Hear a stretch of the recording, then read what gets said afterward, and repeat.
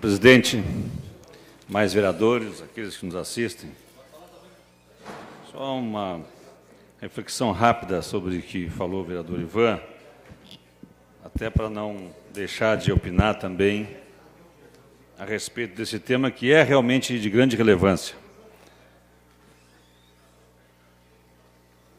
Juízes e promotores estão sujeitos à legislação, inclusive legislação da própria categoria funcional deles. Existe previsão legal e abrange a todos, no exercício ou não da sua profissão, e eles não estão excluídos disso. Então não se trata de juízes e promotores agora terem uma punição que não tinham. Se cometerem um delito, vão estar sujeitos à mesma legislação. O que chama a atenção, e eu tive a oportunidade de conversar com o deputado federal Afonso Mota, em Brasília, sobre esse tema, ele que votou a favor do texto de criação de um crime de abuso de autoridade de magistrados e membros do Ministério Público, o que eu disse a ele é que é totalmente inoportuno, no momento em que nós temos na história do país uma ação do Ministério Público e do Judiciário sem precedentes, no sentido de punir os corruptores no país, além daqueles que são os corruptos, uma ação sem precedentes que atinge os grandes financiadores de campanha, e não só os financiados, o que é uma novidade positiva no país. Se eu pudesse dizer algo que eu vi de positivo nos últimos tempos, foi exatamente isso. Bom, agora a lei valendo para todos, efetivamente. O que não se via no nosso país. Quando é que nós tivemos na história do país prisão de um grande empreiteiro como Marcelo Odebrecht? Quando isso? Mas foi só agora que o Marcelo Odebrecht começou a financiar as campanhas de forma ilícita? Isso é antigo. Essa promiscuidade é antiga. Agora, a punição é nova. Pela primeira vez nós vimos isso no país. Isso eu acho que é a parte positiva que nós podemos dizer. Agora, claro que são seres humanos, como disse o vereador Ivan, cometem abusos, não tenha dúvida. Mas existe na legislação previsão já para a punição de abusos. A novidade é a criação de crime, que é, no ambiente jurídico, a punição mais grave. Tornar crime a ação do Ministério Público do Judiciário nesse momento histórico é algo que soa como intimidador, realmente. É algo que parece uma revanche daqueles que estão sendo atingidos. O texto diz o seguinte: poderá ser considerado crime, então, quando a ação do Ministério Público ou do Judiciário for por motivação político-partidária. O juiz e o Ministério Público não podem ter filiação partidária. Os promotores até podiam antes da Constituição de 88, mas não podem mais. Desde 88 não pode ter mais filiação partidária. Então, o que significa dizer isso? O que significa dizer que eles vão ser considerados criminosos por expressar por qualquer meio de comunicação opinião sobre o processo pendente de julgamento? Crime! É crime da cadeia de dois anos. Eu acho inoportuno, sempre disse isso, acho inoportuno que um promotor, que um juiz se manifestem publicamente. Tinha que ter uma punição administrativa, mas não crime, não considerar crime. Com pena de reclusão e multa. É crime também recusar-se à prática de ato que lhe incumba. Olha a abrangência disso. Olha o aspecto de subjetividade. É crime recusar-se à prática de ato que lhe incumba. Quer dizer, daqui a pouco alguém interpreta que o juiz tinha que fazer um pouquinho mais que lhe incumbia, ele não fez, é crime. Um negócio exagerado. Uma coisa exagerada que nesse momento político, aqui aparece mais, quando ele agir com finalidade de promoção pessoal. Subjetivo, né? Agiu ou não para promoção pessoal. Perseguição política, quando ele agiu motivado por perseguição política. Qualquer um pode dizer que foi atingido politicamente e é perseguição política. Ficou uma coisa, o texto que criminaliza a atividade dos promotores e juízes, ficou, vereador Palladini, ficou um texto que a subjetividade que dá é algo que constrange o Ministério Público e o Judiciário. É exatamente isso que está dizendo o Ministério Público e o Judiciário. E eu concordo. No momento político como esse, uma lei que criminaliza a ação deles e deixando de forma genérica o crime como está, é intimidador.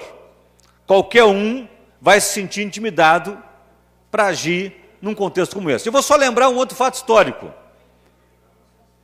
Na Itália, 1994, processos Mãos Limpas, que é muito parecido com o nosso. Quem quiser olhar o processo Mãos Limpas, vale a pena, porque, primeiro que são italianos, latinos como nós. Depois, a empresa de combustível da Itália, a petroleira da Itália, é que financiava os partidos políticos. Depois, os partidos políticos, todos eles, os grandes partidos, estavam envolvidos. E caíram. O que aconteceu logo em seguida? O sistema todo se voltou contra o Ministério Público. O sistema todo se voltou contra o Judiciário. Começaram a penalizar os promotores que acusavam os partidos.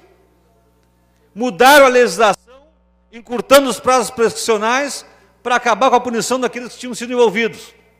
E pior ainda, destruída a classe política dos partidos tradicionais na Itália, surgiu Força Itália, do magnata da comunicação, que uma mistura de Silvio Santos com Roberto Marinho, Silvio Berlusconi, se dizendo não ser da política, se dizendo ser um empresário de sucesso, com redes de TV à sua disposição, muito à moda Trump, porque ele é um apresentador de TV também.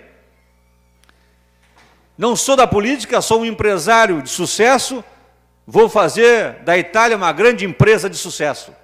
Era isso que ele dizia lá. Se vocês olharem, e eu acompanho por proximidade de amigos que tenho na Itália, se vocês olharem, a Itália nesses últimos 20 anos, vem num declínio só, sob o ponto de vista social, assustador. Assustador. Porque todos os benefícios sociais do Estado de bem-estar social italiano foram sendo retirados paulatinamente por esse governante que se dizia não político e que fez uma mistura entre os caixas das empresas dele e o caixa do governo italiano. Vou dar uma parte para o vereador Anselmo, que me pediu sobre esse tema. Alô. Marcos, eu faço tuas minhas palavras com um adendo.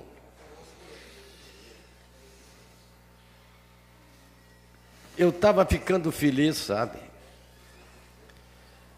Porque quem disser que a Lava Jato hoje não é como uma lavagem da alma de todos nós brasileiros,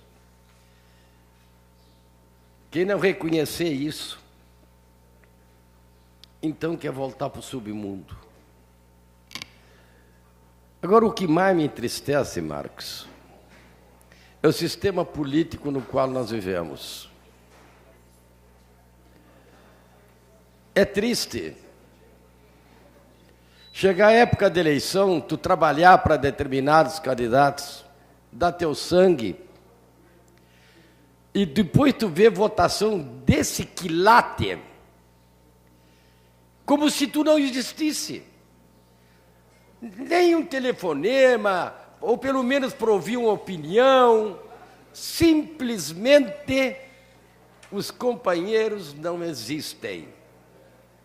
E eu quero te dizer que eu estou decepcionado, porque isto que estão tentando, porque ainda tem que passar no Senado, fazer com a promotoria pública e com o judiciário, que tem erros, tu sabe que tem, tu sabe que tem, mas em que os acertos são infindavelmente superiores, só pode ver isso com muita tristeza, desilusão e vontade de não apostar em mais ninguém.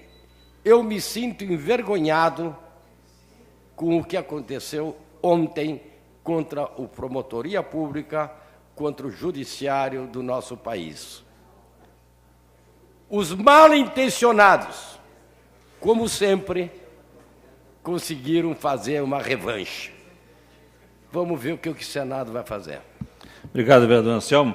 É isso, né? Agora no Senado vai haver a votação sobre esse tema. Espero que os senadores tenham maior prudência, né, do que tiveram os deputados, porque colocam em risco realmente esse processo importante no nosso país, estabelecido com a Lava Jato. Para concluir a minha fala, e ainda justificando a nossa ida a Brasília, nós, além de participarmos daquela audiência no Ministério das Comunicações, de buscarmos a TV Câmara em canal aberto, além de participarmos do 52º Congresso de Vereadores do Brasil, onde colocamos lá a proposta, essa que está tramitando na Casa, de criação de um curso de capacitação para vereador recém-eleito em todas as câmaras de vereadores do Brasil. Isso foi acolhido pelo presidente Gilson Conzatti nessa reunião, vai espalhar pelo país inteiro. Além disso, nós entregamos o abaixo-assinado e as moções de repúdio. O vereador Ricardinho havia recolhido várias cidades aqui da região, moções de repúdio, e o abaixo-assinado que nós colhemos aqui do reitor da Universidade Federal, do reitor do IFSUL, da procuradora do Ministério do Trabalho, dentre outras lideranças que aqui estiveram, contrárias à PEC 55, que acabou, infelizmente, sendo aprovada, inclusive com o voto de 2 dos 3 senadores, só o Paim votou contra, do Rio Grande do Sul. Também aproveitamos aquela oportunidade e conversamos sobre o projeto do Parque Tecnológico, que... Para concluir, vereador. Para concluir, obrigado, presidente. Esse projeto do Parque Tecnológico depende também de emendas parlamentares. Nós sabemos que hoje os parlamentares têm 15 milhões de reais em emendas por ano à sua disposição. E nós ouvimos do senador Lazier, quando nós estivemos lá, que ele está disposto a colaborar com o Parque Tecnológico em Pelotas, aliás, como já o fez.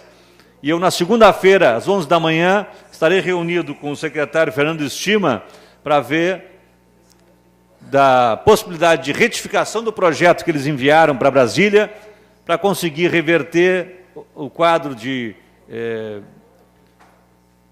não aceitação do projeto, para reverter e conseguir colocar nos moldes que possa receber emendas parlamentares o projeto de Parque Tecnológico aqui na nossa região. Além da situação da saúde pública em Pelotas, que também pode receber emendas parlamentares, e nós vamos, nessa semana, ainda ver da possibilidade de Pelotas receber algumas desses 15 milhões de reais que cada deputado e senador tem por ano para investir, que grande parte disso seja revertido para tirar esse déficit de 1.500 pessoas em Pelotas que estão aguardando por cirurgia eletiva e que não têm acesso a essas cirurgias. Obrigado pela tolerância, presidente.